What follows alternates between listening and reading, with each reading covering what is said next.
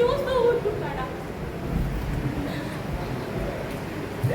అయినా ఆడది బరి తెగించి గోడ దూకాలనుకుంటే మొగాడు ఆపగలుగుతాడా అండి? పక్కింటి వాడిని అన్న అని పేరుతో అనుకొని మీ కళ్ళ ముందే కులుకుతుంటే మీరు ఆపగలుగుతారా? కానీ ఆడదాని నిజం అలా కాదు.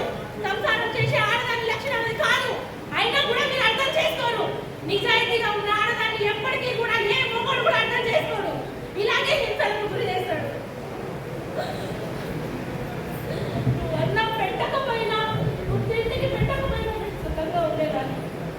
నువ్వు గుడ్డ ఇవ్వకపోయినా నేను ఏదో ఒక మూలలో పడి కాపరేట్ చేసేదాన్ని. ఆఖరికి నువ్వు మగాడి కాకపోయినా నీలో మగతనం లేకపోయినా నేర్చుకుంటూనే ఉండేదాన్ని. కానీ నీకు అనుమానభూతం పట్టిందయ్యా, నీకు అనుమానభూతం పట్టింది. ఈ అనుమానభూతం పట్టినోడు ఎప్పటికీ కూడా భార్యను అర్థం చేసుకోడు, భార్యను చూసుకోలేడు.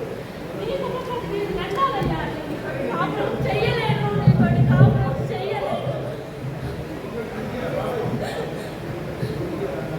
ఏంటి నా కాలిని తీసేవాళ్ళ, కాలి తీసేవాళ్ళ నీకు. నీలాంటి స్టారిస్ట్ తోటి సంసారం చేసిన దానికంటే, సుమంగలిగా ఉన్నదానికంటే నువ్వు చచ్చిపోయావనుకుని విధవగా బతకడం పొందలేకున్నాయా?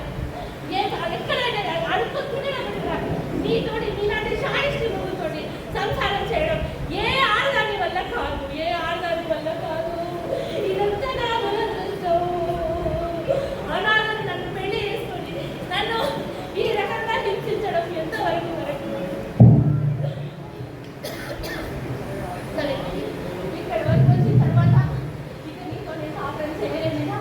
నీతోటి నీ అనుమానభూతం పట్టిన మగాడు ఎప్పటికీ మారడు. ఇలాంటి నీతో నేను సంసారం చేయలేదు. కనీసం ఏ గుళ్ళోనో పడుకుంటానన్నా ఒక పుణ్యం పురుషార్థం వస్తుంది. కానీ ఇలా హింసించే నీ దగ్గర పడుకుని నేను మాత్రం ఏ పాపం చేయదలుచుకోలేదు. ఏ పాపం చేయదలుచుకోలేదు. నువ్వు కట్టానో కదా, నీ కాలు నీకు కావాలన్నావు కదా, అయితే తీసుకో, నీ కాలు నువ్వే తీసుకో.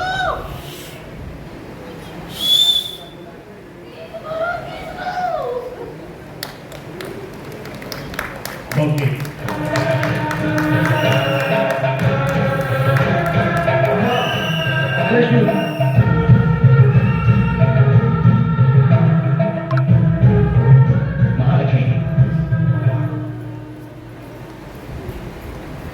మంగళసూత్రం తీసినంత మాత్రాన నువ్వు విధమైపోవు. వీళ్ళందరూ వేలెత్తి చూపించినంత మాత్రాన నీ తీలో ఎక్కడికి పోదు. నీకు జరిగిన అన్యాయాన్ని నేను కూడా బాధ్యుడిని. అదే బాధ్యతతో నేను నీకు జీవితాంతం తోడుంటాను. దానికి వీడు ఎన్ని అర్థాలైనా తీసుకొని వీషుడు నాకే కార్యేషు దాసి అని వెళ్ళాలని పని మనిషిగా, భోజ్యేషు మాతాన్ని కడుపునిండా తిప్పిపెట్టే తల్లిగా, శైలేషు అమ్మాని పడగదుల సుఖాన్నిచ్చే యంత్రంగా ఇలా ఆడదాన్ని బాధితుగా బతకాలని రాశారే కానీ ఒక భార్యను భార్యగా చూడాలని, ఇద్దరు స్నేహితులుగా ఉండాలని ఏ మహానుభావుడు చెప్పలేదు. చూడండి, మీకు ఇష్టమైతే మీకోసం ప్రాణించే ఒక మనిషిలా ఉంటాను, లేదంటే ఒక మంచి మనిషికి నీడనిచ్చే చెట్టులా జీవితంతో ఒక స్నేహితులా ఉండి